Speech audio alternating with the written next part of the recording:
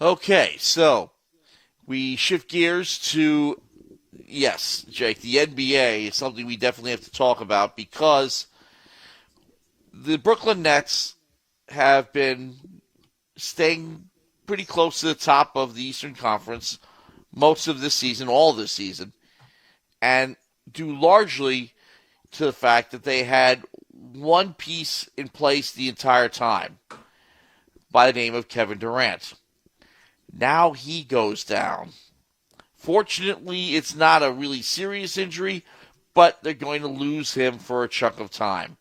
Yeah, and this is a team that never has had its full lineup in place on any given night, except for the more recent road game when they've had Kyrie Irving available.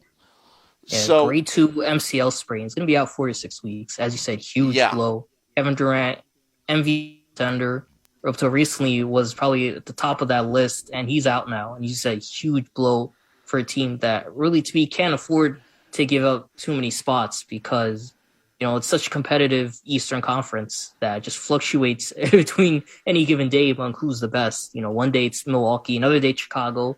Recently, it was Brooklyn, especially them beating Chicago 130-112 on Wednesday after they were trailing in the half. But, yeah, as you said, you're losing that engine of the offense. And he's a guy, again, who's averaging just under 28 per game, averaging essentially double-double, almost triple-double per game.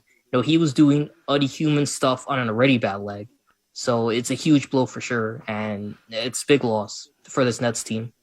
That has been the most important aspect of his game. He's been dependable because other guys have been able to step up when needed, but Mills, you always pencil in those points. Yeah. Now they got to make them up some other way. Yeah, and a big reason is going to be James Harden. He's going to be the number one again, and he's going to have to find that success he had not only last year, but really in Houston, and he's going to have to, tap into that, especially when, they're dealing with other injuries as well. Harris still isn't ready to return yet. Aldridge has been in and out of action. Claxton, too, went down, and that was one of their bigs. So you're going to be playing a lot of small ball now if you're Brooklyn, and that is something that benefits Harden because he did run that style pretty well under D'Antoni in Houston. But because you're going to have guys like Kessler Edwards, Day'Ron Sharpe, Cam Thomas, great three-point shooters, secondary shooters as well, great pick-and-roll action. But he's going to have to be on top of his game because he's going to be asked and probably going to produce about 40 points per game for this Nets team to rack up wins against some of the better teams in the NBA, which they struggle to do. I think that's in Harden's game, though. I think it fits him better. He wants the ball in his hand and he wants to make plays. So you could see him shine in this.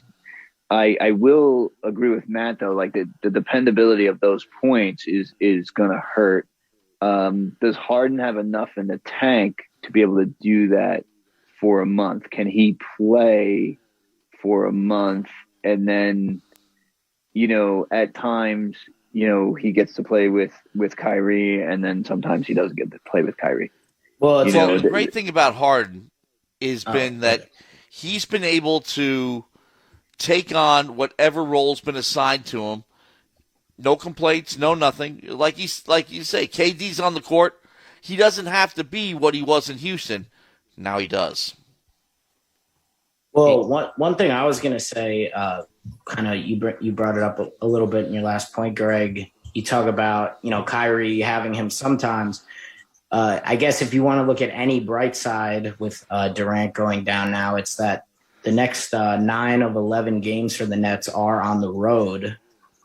So you will have Kyrie as long as, he can stay healthy. He decides to show up. Right, yeah. But I don't know if you guys heard the same thing I did during the week, was that the actual penalty for him to play at home games is just fines. Yeah. Now, obviously, it's a terrible look. Right. But with Durant going down, and we know how much pressure there kind of is on this team, it's kind of championship or bust. And this is already, the second rendition of this team. At what point do you have to think about, maybe I mean, the fines are pretty minimal too. If you look at it for you're a billionaire, like the Sly family. Yeah, I mean, do It's you $5,000? Yeah. So do this you to me, this consider road something trip like that? trip's going to determine that because he said 7-9 on the road. Harden, he played 40 minutes yesterday. This was at home against New Orleans, 9-15. He had 15 as well as 27 points. So if you're able to get that production out of him, they won 120-105 pretty handily against New Orleans. So if you're able to get that, I don't think you have to worry too much about it. But, as you said, it's going to be about not only Harden, but the team as a whole stepping up and these young guys as well filling in for the veteran role players who are out now. You have Edwards, Sharp, Thomas, essentially taking over the roles of Harris, Durant, Aldridge, Claxton. And it's not going to happen, obviously, 1-to-1, but, it's just as much on them as it is, the stars like Irving or Harden to deliver. Well, meanwhile, the Knicks are above 500 for the first time in a while. And both of them play tomorrow.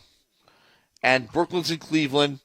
The Knicks have Charlotte at the Garden, 1 p.m., as we said, is part of the tradition. And I thought they had a great week They had a great week this week. They won all 3 of their games. They beat San Antonio 111-96 Monday, 108-85 on Wednesday. They won yesterday versus Atlanta at Atlanta, 117-108.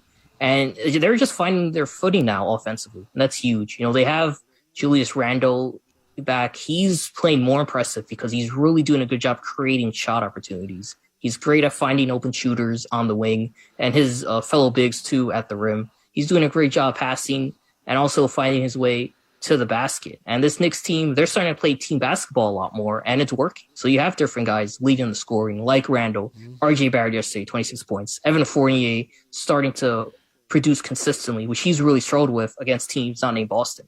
And again, to beat a team that has Luka Doncic on their roster or a Trae Young on their roster, it's not a small victory. It matters for this team that's starting to find their. And you talk about a good week. Don't forget to mention, I think they made a pretty good deal in acquiring Cam Reddish. I was actually at the game on Wednesday against Dallas, and I think, as a fan, I'm hoping, but I think, if you're starting to look at the last, maybe week or, 10 days of games, is this the RJ Barrett that we've been waiting to see this season? A couple 30-point nights, and he's really just doing it all over the place. And something I always focus on when I was at the game, when he's on the floor, he's guarding Doncic every time on the defensive end. So he's not only scoring the basketball well and doing it on the offensive side, but he also is playing some pretty good defense. Doncic was held to, I think, like right around 20 points, which, obviously still decent, but for his usual over 25, sometimes over 30, they're doing a good job of late, and Barrett's really looked good. And I think he's been the second best player in that draft, pretty much hands down, for kind of sometimes all the criticism that he gets. I agree with you. I do like Barrett. I think he is starting to come into his own. Can he do it consistently? That'll be the question. And I think that will be when he's transitioned really from, like a college-esque player to being, an NBA player where he can do it every single night, where he gives you the same kind of production on a regular basis. Kind of going back to what Matt says, you knew Durant was going to deliver X amount of points. When you're going to get those X amount of points every night from Barrett, and you're right about the defensive stuff. He really does get it going on the defensive end. I did want to back up on that trade that you brought up as well, too. I think the Cam Reddish trade is going to be a win-win for both teams. I think, obviously, the Knicks getting Cam Reddish, I think it's a new location for him, a new spot. Let's see what he can do and deliver. And I don't think you're giving up a ton in that, you're not playing Kevin Knox anyway, and you're giving up a first round pick, but you're going to be in the middle of the pack. So what's your first round pick going to be anyway? After the lottery, you're not going to be in the lottery, hopefully. And if you're not in the lottery, then what are you really giving up? You're giving up a role player. Yeah, no doubt about it. No doubt about it. So I looked at the second round pick and the first round pick and stuff. That's cosmetic. That's like window dressing to me. I think giving up Kevin Knox, getting Cam Reddish, giving them 2 new locations to play, I think that's a win-win for both teams. Unfortunately, Reddish is hurt, right? So we're not going to see him for a couple of days. You know, Kenneth, what's the issue with Reddish? Is his foot, I think, or his ankle? Ankle, I think. Yeah. So, and what are we looking at? 10 days or something like that with him being out? Yeah, somewhere around there. I think he's going to miss the next couple games. Well, Thibodeau did say they may have to wait a while, so maybe a bit more than a couple games. But yeah, I think when he comes back, he's missed the last 9 games due to Achilles soreness. When he comes back, though, he will be a strong part in that lineup. I mean, probably starting out coming off the bench, and from there he'll prove if he could be among the starters